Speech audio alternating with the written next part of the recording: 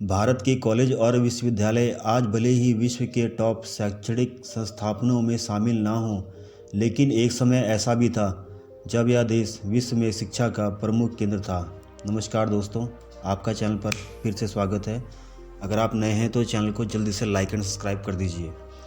भारत में ही दुनिया का पहला आवासीय विश्वविद्यालय खुला था, जिसे हम नालंदा विश्वविद्यालय के नाम से जानते हैं। आज हम बात करेंगे नालंदा विश्वविद्यालय के इतिहास के बारे में।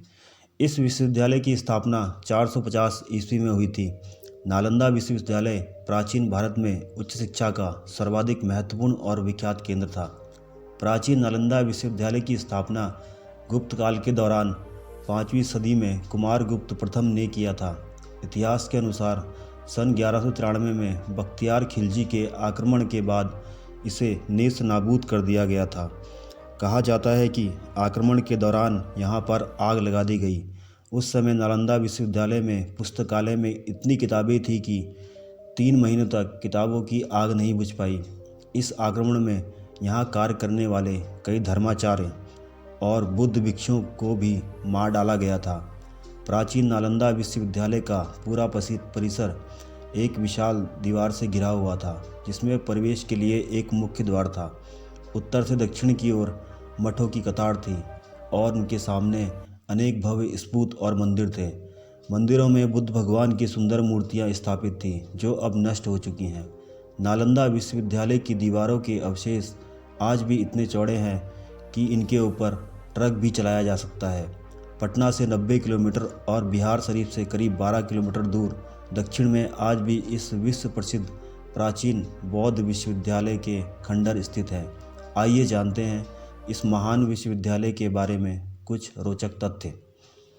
नालंदा विश्वविद्यालय संस्थापक कला का एक अद्भुत नमूना है। आपको जानकर हैरानी होगी कि इस विश्वविद्यालय में 300 कमरे, 7 बड़े बड़े कक्ष और अध्ययन के लिए 9 मंजिला एक विशाल पुस्तकालय था, जिसमें एक समय में 3 लाख से भी अधिक किताबें मौजूद होती थी। नालंदा को तक्षशिला के बाद दुनिया का दूसरा सबसे प्राचीन विश्वविद्यालय माना जाता है। वहीं आवासीय परिसर के तौर पर यह पहला विश्वविद्यालय है। यह 800 साल तक अस्तित्व में रहा। इस विश्वविद्यालय में विद्यार्थियों का चयन मेरिट के आधार पर होता था और यहाँ छात्रों को निःशुल्क शिक्षा दी जाती थी। इसके साथ उनका रहना और खाना भी पूरी तरह निःशुल्क होता था। इस विश्वविद्यालय में एक समय में 10,000 से ज़्यादा विद्यार्थी शिक्षा ग्रहण करते थे और 2700 से ज़्यादा अध्यापक उन्हें शिक्षा देते थे। नालंदा में सिर्फ भारत ही नहीं बल्कि कोरिया, जापान, चीन, तिब्बत, इंडोनेशिया, ईरान, ग्रीस, मंगोलिया समेत कई दूसरे देशों के छात्र भी पढ़ाई के लिए आते थे। नालंदा की स्थापना 5वीं शताब्दी में गुप्त वंश के शासक सम्राट कुमारगुप्त ने की थी। इसे महान सम्राट हर्षवर्धन और पाल शासकों का भी संरक्षण मिला। नालंदा में खुदाई के दौरान ऐसी कई मुद्राएं भी मिली हैं, जिससे इस बात की भी पुष्टि होती है इस विश्वविद्यालय की स्थापना का उद्देश्य ध्यान और आध्यात्म के लिए एक स्थान बनाने से था। ऐसा भी कहा जाता है कि गौतम बुद्ध ने कई बार यहाँ की यात्रा की और यहाँ पर शरक कर ध्यान लगाया। इतिहास के अनुसार नालंदा विश्वविद्यालय में एक धर्मगुंज नाम की एक लाइब्रेरी थी। इसका मतलब सत्य का पर्वत से था। लाइब्रेरी के 9 मंजिल में 3 भाग थे, जिनका नाम रत्नरंजक, रत्नोधि और रत्नसागर थे। नालंदा में छात्रों को literature, astrology, science, psychology, law, astronomy, warfare, इतिहास, maths, architect, language science, economy, medicine समेत कई विषयों को पढ़ाया जाता था।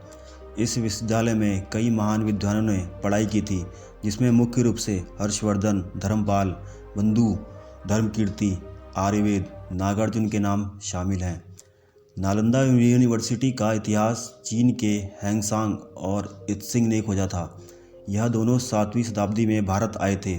इन दोनों ने चीन लौटने के बाद नालंदा के बारे में विस्तार से लिखा और इसे विश्व का सबसे बड़ा विश्वविद्यालय बताया। खुदाई के दौरान यहाँ 1.5 लाख वर्ग मीटर में नालंदा यूनिवर्सिटी के अवशेष मिले हैं। ऐसा माना जाता है कि ये सिर्फ यूनिवर्सिटी का 10% हिस्सा है। नालंदा शब्द संस्कृत के तीन शब्द ना प्लस आलम प्लस दा के संधि विच्छेद से बना है। इसका अर्थ ज्ञान रूपी उपहार पर कोई प्रतिबंध न रखने से है। नालंदा की तर्ज पर नई नालंदा यूनिवर्सिटी बिहार के राजगीर में बनाई गई है। इसे 25 नवंबर 2010 को स्थापित किया गया था।